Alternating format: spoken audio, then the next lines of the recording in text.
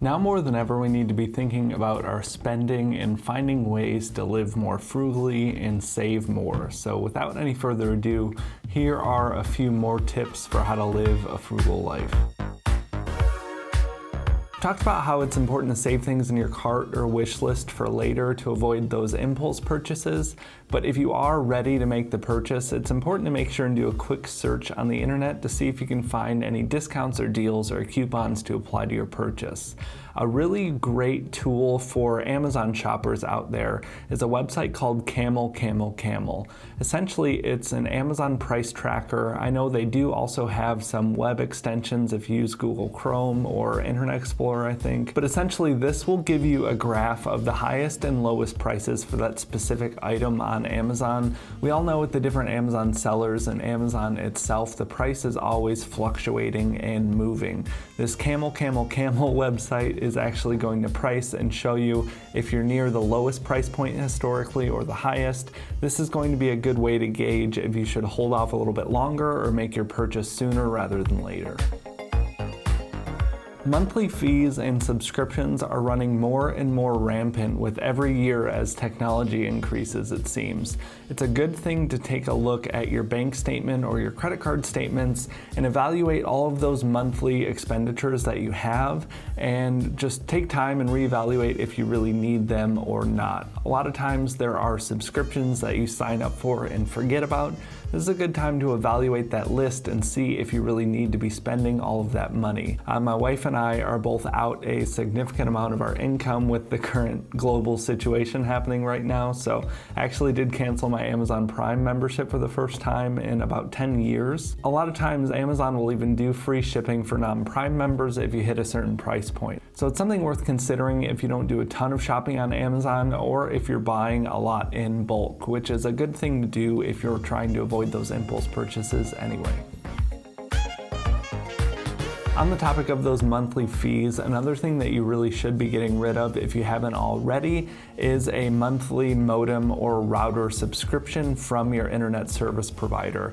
Usually they'll charge anywhere from $7 to $12 a month for you to rent their equipment. A good thing you can do is go on eBay or Craigslist or Amazon even, but usually the resale market's going to be a little bit better. Look for a compatible router modem combo that's going to work with your internet service provider. I did this with Comcast years ago and was able to find the same one that they were renting to me for, I think it was $39. This is obviously subject to change depending on your internet or internet service provider, but generally within a year you're going to pay for that modem or router in the savings from the monthly fees. So make sure, do a quick search on eBay and you'll be saving a ton of money over the long term. Something I've been slowly ramping up to over the past year, but especially over the past month of quarantine, is eating less meat.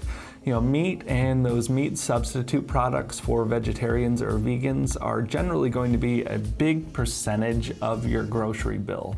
And you really don't need as much protein from those sources as you probably think you do. Things like beans and nuts are often going to have plenty of protein for most people's diets. So you don't need to necessarily go full vegan or cut meat out completely from your diet, but if you're used to eating meat with all of your meals every day, maybe cut that back down to 2, or if you're eating meat 2 meals a day, cut that back down to 1 and maybe cut your portion down for that meal.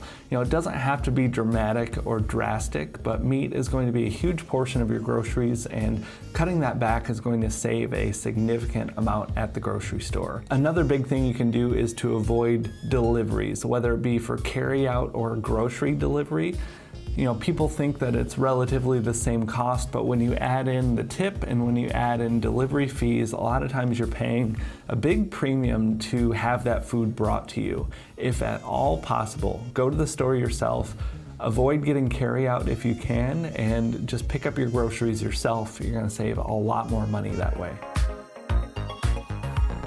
This next tip is probably my favorite from the list and something that I did not see very many people utilizing, talking to people in the comments on my other videos on frugal living.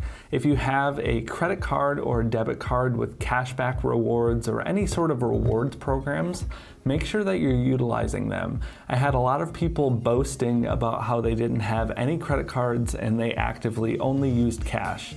That's a really good way to get started on a budget if you're having trouble and have never budgeted before, but you're losing out on a lot of free money essentially. My wife and I like to put all of our monthly expenses on a credit card and then pay that off at the end of every month. This is going to take a little bit more self-control and a little bit more restraint. That's why I said cash is good in the beginning. But once you get the grips on things, it's a really good tool. We probably average anywhere from $500 to $1,000 every month in free cashback rewards towards our travel or just direct deposits of cash into our accounts. That's free money without spending anything differently, without spending any more money, and without accruing any excess credit card interest. This is something I'd highly recommend you take advantage of, and I have no idea why people are so aggressively against it and proudly against it. It's free money. Use it. Be sure to check out the other videos I've done in this series if you haven't already. I think this is tips video number 4 on frugal living. You guys seem to really like them and I really appreciate the support. Hope everyone's staying safe out there and I hope everyone is figuring out their finances as best they can right now. It's still such a big question mark on the long term of this quarantine and all this other stuff. So I hope you're staying safe, hope you're being smart, and I'd love to hear your best tips down below in the comments.